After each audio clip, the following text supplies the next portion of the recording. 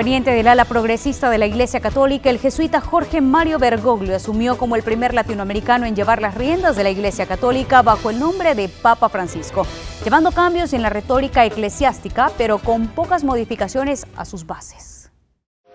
Dio onnipotente e misericordioso, guarda la nostra dolorosa condizione, conforta i tuoi figli e apri i nostri cuori alla speranza. Esta imagen dio la vuelta al mundo. Dos papas vivos abrazándose en más de 600 años. Benedicto XVI, que se retiraba de forma voluntaria el 28 de febrero del 2013, y Mario Bergoglio, su nombre secular, que encendió el humo blanco en la Capilla Sixtina 13 días después, adoptando el nombre de Francisco. Fratelli e sorelle, buonasera. El hombre de mirada tibia, rostro blando y carácter determinante que gobernaría el Vaticano por un poco más de 12 años, significó desde el inicio un cambio al interior de la Iglesia Católica. Pero es un pontificado que deja un vocabulario nuevo, no solo para la Iglesia, sino para toda la humanidad. La petición de paz, el cese a las guerras, poner atención a los migrantes, tratar de escuchar el clamor de los pueblos que sufren cualquier tipo de explotación. Este es un legado que interesa no solo a la Iglesia, sino que nos interesa a todos como seres humanos. Entonces deja una iglesia llena de misericordia, más humana, muy cercana al ser humano de siempre, ¿verdad? No solo desde la fe, sino al ser humano en sí mismo. Fue el primero en muchos sentidos. Nunca un latinoamericano había sido nombrado como el máximo jerarca.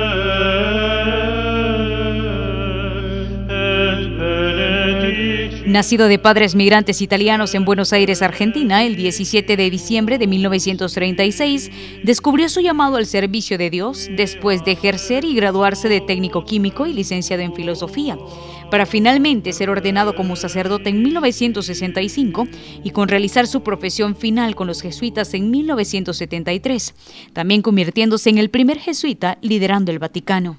Y jesuita porque la Compañía de Jesús tiene varios pilares en su espiritualidad y dos de ellos es la libertad de espíritu, actuar en consecuencia al contexto que uno vive y el discernimiento. Estos dos pilares son fundamentales porque el Papa Francisco, me gusta pensar, que no iba con guiones prefabricados. Él veía la realidad y actuaba en consecuencia. Una persona muy profunda en el Evangelio y en su experiencia de Jesucristo. Una también profundamente mariana. De hecho, eligió ser sepultado junto a la Virgen en la Basílica de Santa María la Mayor, cosa que hace tiempo que no sucedían en el papado. Por tanto, una persona muy libre y muy auténtica. Muy auténtica. Esa parte me impacta muchísimo del Papa. Nombrado obispo en 1992 y 9 años más tarde cardenal por el Papa Juan Pablo II, fue este el último título que le valió para sonar dentro del colegio cardenalicio, aunque vale aclarar que según el Código de Derecho Canónico, el único requisito para ser nombrado papa es haber nacido varón. En la práctica, un laico jamás ha sido nombrado y desde el siglo XV todos los papas han sido cardenales. Fue el primero en adoptar el nombre de Francisco, de donde vendrá su legado.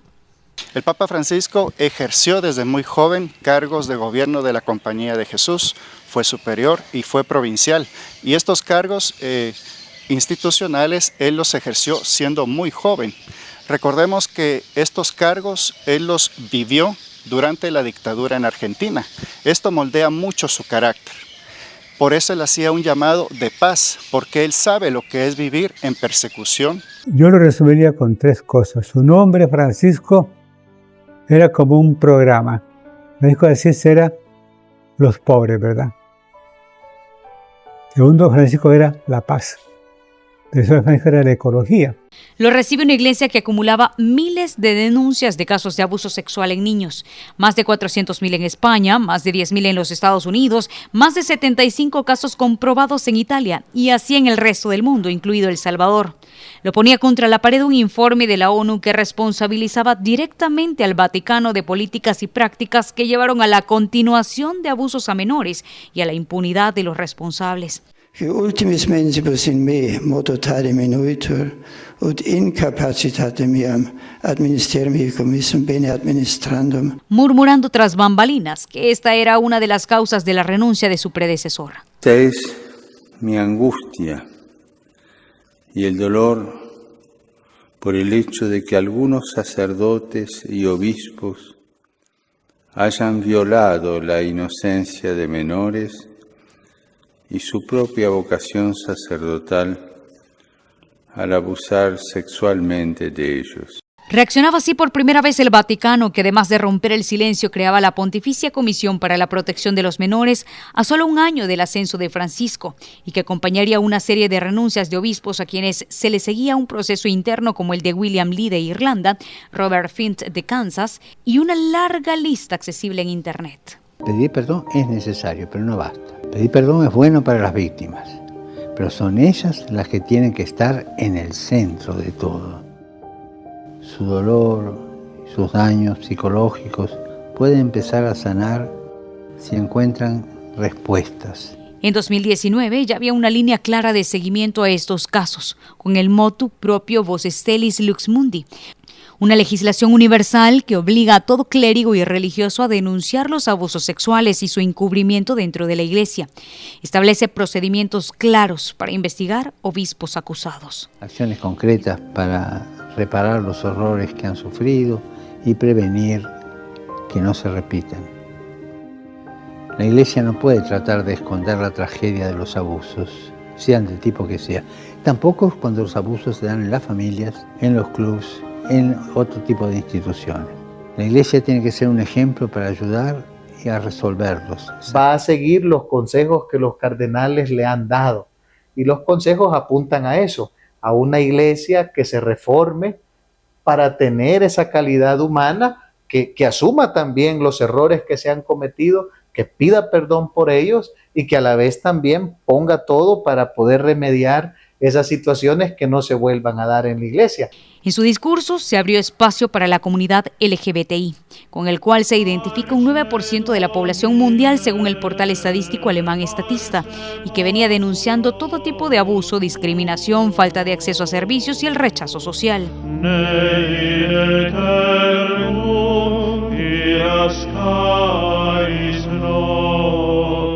Así, el 29 de julio del 2013 quedaría marcado en el calendario, el día en el que el Papa Francisco, a bordo del avión papal y tras su primera gira internacional por Brasil, abogó por una mirada más inclusiva en el mundo, aunque reafirmando la doctrina católica que distingue entre la orientación homosexual, que no considera pecado, y los actos homosexuales que se siguen calificando como tal.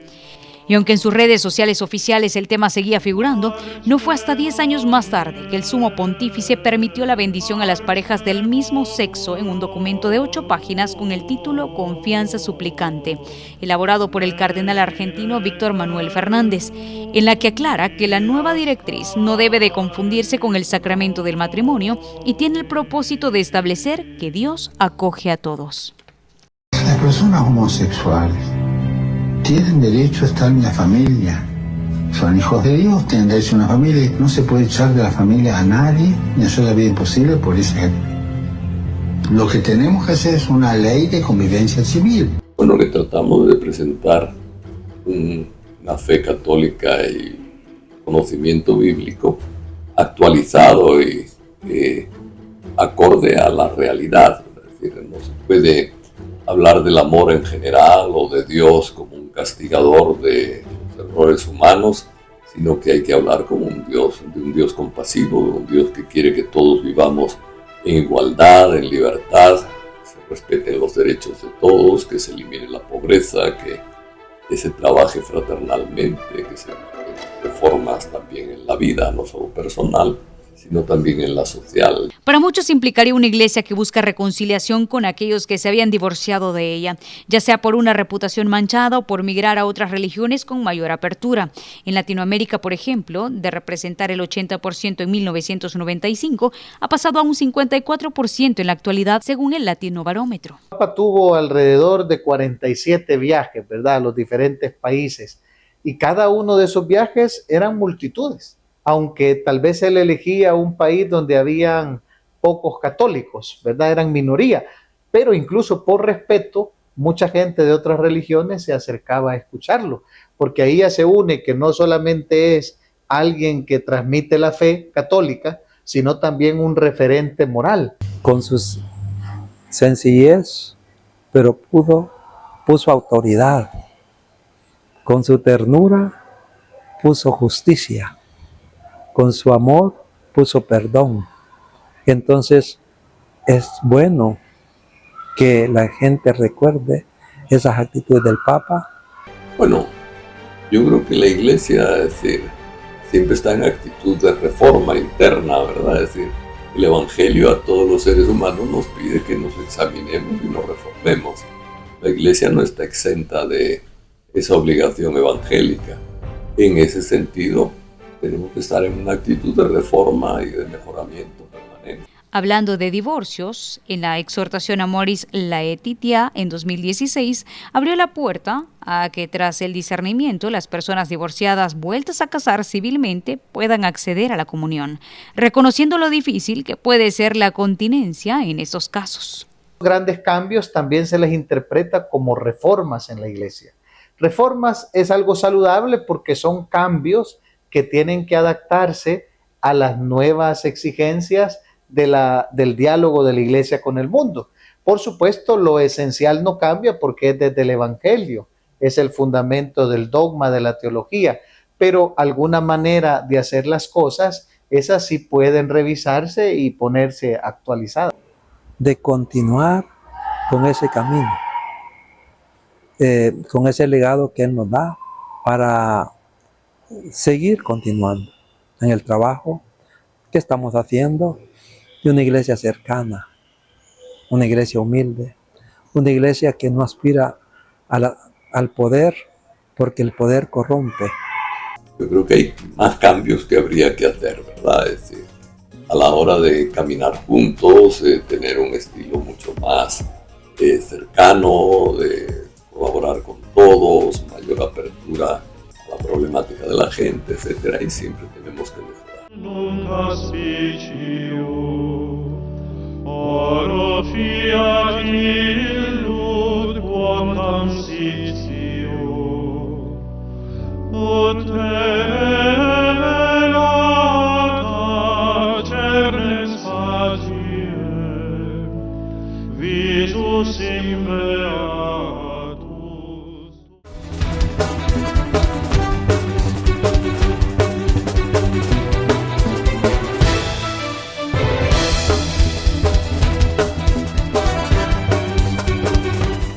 ¿Sabías que el 82% del contenido consumido en Internet es audiovisual? Las herramientas de producción audiovisual son una necesidad en nuestros días. Estudia el diplomado en producción audiovisual en la escuela RSM. Aprenderás desde la estructura del guión hasta la producción de podcast, contenidos para televisión, redes sociales y producciones en vivo. Inscríbete hoy mismo. Aprende y emprende en la escuela RSM, el primer medio escuela. ¿Sabías que el 75% de las personas juzgan la credibilidad de un negocio por su presencia digital? El marketing digital es esencial en nuestros días. Estudia el diplomado en marketing digital en Escuela RSM. Aprenderás desde la creación de campañas publicitarias, storytelling y presentación de estrategias digitales. Inscríbete hoy mismo. Aprende y emprende en Escuela RSM, el primer medio escuela. Con Noticiero Hechos te informas en las redes sociales. Puedes informarte en vivo en X,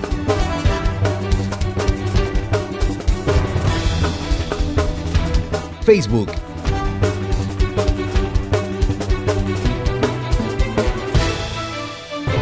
y YouTube. La noticia en 360 grados con la credibilidad de Noticiero Hechos.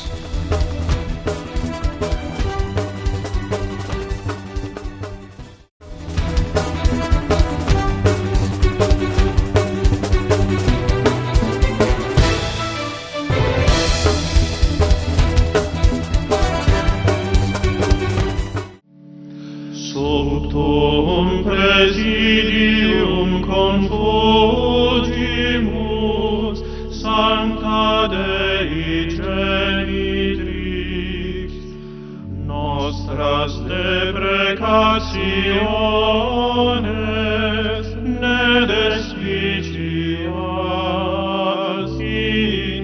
Ven las personas forzadas a abandonar su tierra, huyendo de guerras o de la pobreza, se une muchas veces el sentimiento de desarraigo, de no saber a dónde se pertenece.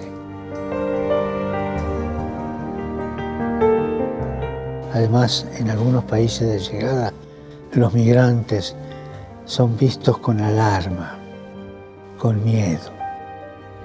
Aparece entonces el fantasma de los muros, muros en la tierra que separan a las familias y muros en el corazón. A diferencia de sus predecesores, vio las redes sociales como un vehículo de carga, con fácil acceso a la mayor parte del mundo, incluso dejando a un paso de canonización al joven influencer Carlo Acutis, un italiano que falleció a los 15 años en 2016 por causa de la leucemia, pero que usó a su afición por la tecnología para transmitir el mensaje católico.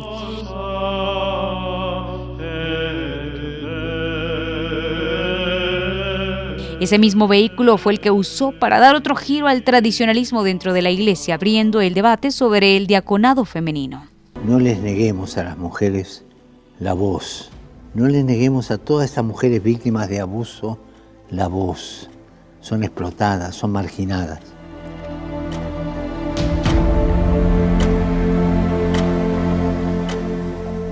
De palabra todos estamos de acuerdo que en el hombre y la mujer tienen la misma dignidad como personas, pero en la práctica eso no ocurre.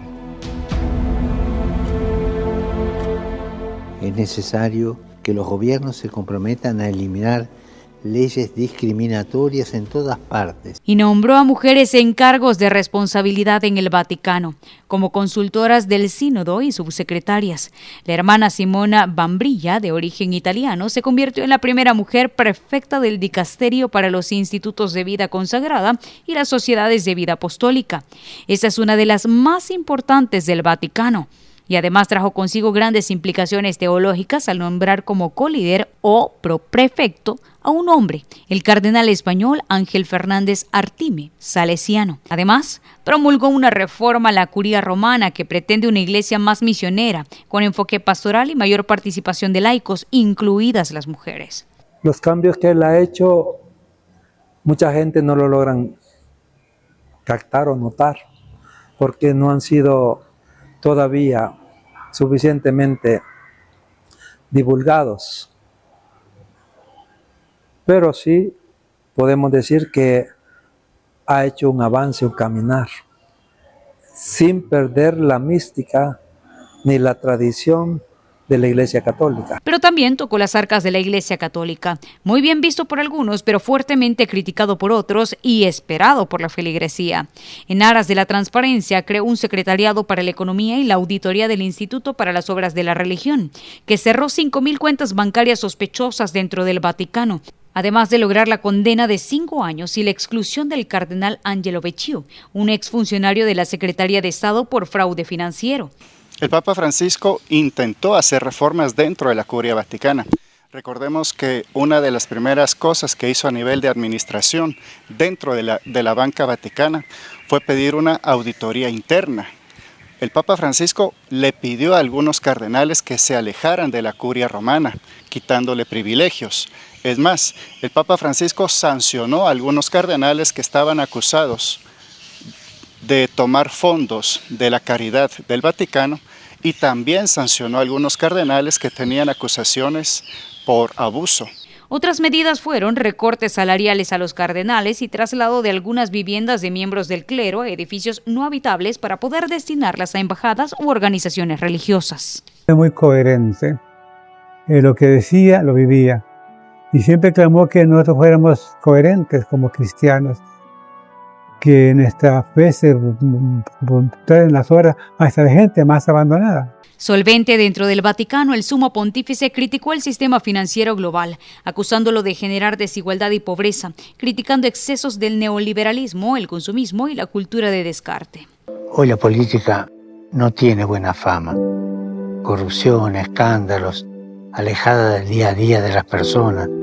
Pero podemos avanzar hacia la fraternidad universal sin una buena política. No. Oremos para que los líderes políticos estén al servicio de su pueblo, trabajando por el desarrollo humano integral trabajando por el bien común, atendiendo a los que han perdido su empleo y dando prioridad a los más pobres. Desde que inició su pontificado en 2013, el mundo ha experimentado un aumento significativo en conflictos armados, alcanzando en 2024 el número más alto desde la Segunda Guerra Mundial, con 56 guerras activas y 92 países involucrados en combates fuera de sus fronteras, con mayores repercusiones en el mundo, la de Ucrania y Rusia, Israel con el grupo terrorista Hamas, la guerra de Sudán, tensiones entre India y Pakistán, entre otras. Es duro lo que pasa en Tierra Santa.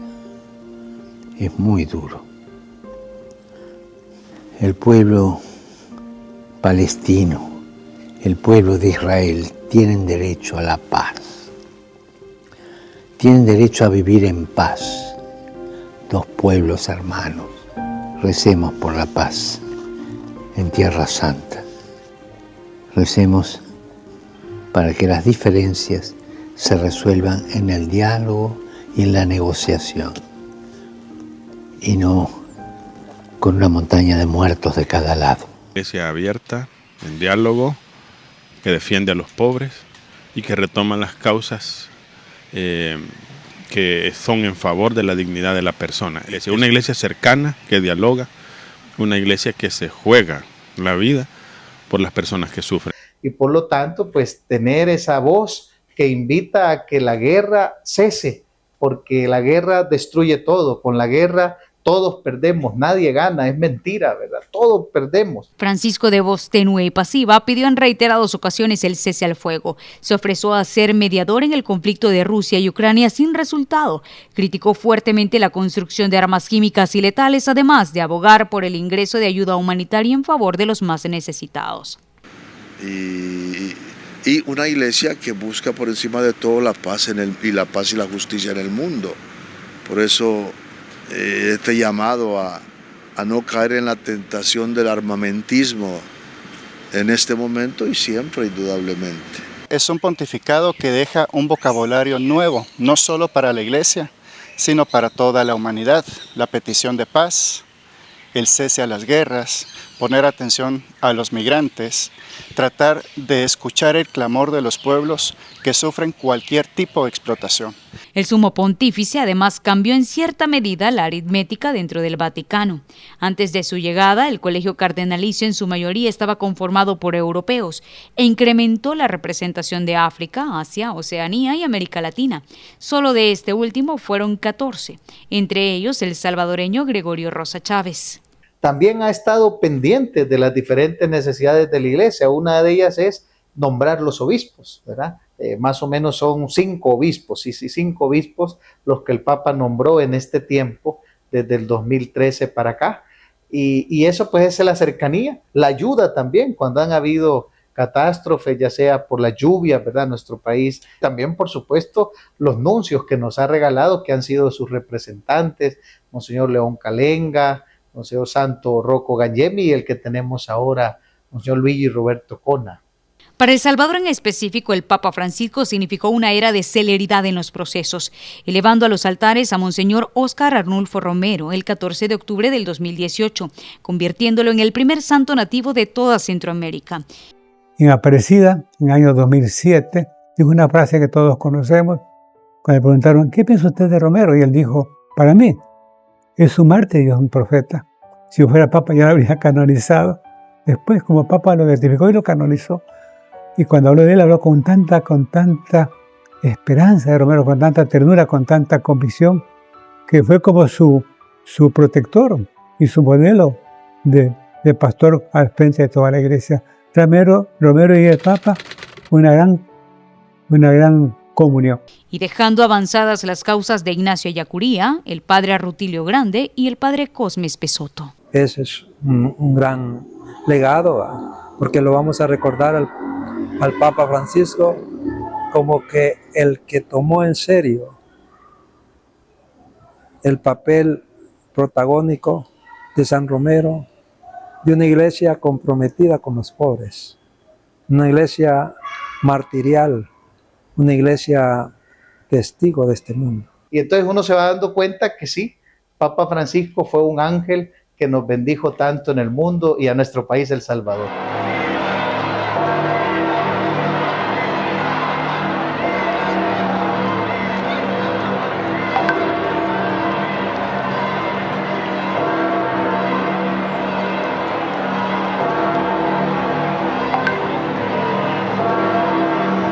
A las 18:07 del 8 de mayo salió humo blanco de la Capilla Sixtina del Vaticano.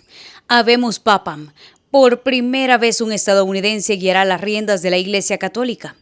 El cardenal Robert Prevost, de 69 años, se convierte en el Papa 267 de la historia bajo el nombre de León XIV.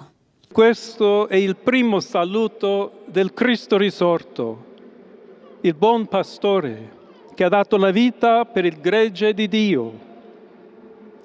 Anch'io vorrei che questo saluto di pace entrasse nel vostro cuore, raggiungesse le vostre famiglie, a tutte le persone, ovunque siano, a tutti i popoli, a tutta la terra. La pace sea con voi. Puede ser que el próximo vuelva a vivir en los palacios apostólicos en el Vaticano.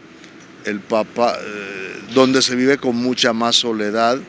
Papa Francisco era como más cercano en el sentido, quería vivir con mucha más gente y por eso se fue a vivir también a Santa Marta. La Iglesia como institución monárquica, los cambios son muy lentos y progresivos. El Papa Francisco insistió en este modo de revisar constantemente la institución. Los cambios institucionales promovidos por el Papa Francisco tienen que ser algo pendiente para el nuevo Papa. Y es Dios el que conduce a esta iglesia. Y si Dios quiere que continúe los caminos del Papa Francisco, será así. Aunque hay lineamiento ya, con todos los documentos y todo lo que es los aportes del Papa Francisco, y todo lo que se planifica, porque la iglesia como las parroquias a nivel universal también. Que actualmente tiene la iglesia, que son los conservadores y los progresistas, que sea equilibrado, pero que sea parcial con respecto a las personas más necesitadas. Ahí sí no nos estamos equilibrados, sino una persona que tome la bandera de los que sufren y que los defienda. Eso es lo que necesitamos. Bajo el pontificado de Francisco, la Iglesia Católica vivió una transformación que apostó por la cercanía con los marginados, la justicia social y además la misericordia. Queda por verse si el camino abierto por el pontífice latinoamericano será continuado o redefinido para responder a los nuevos desafíos del siglo XXI.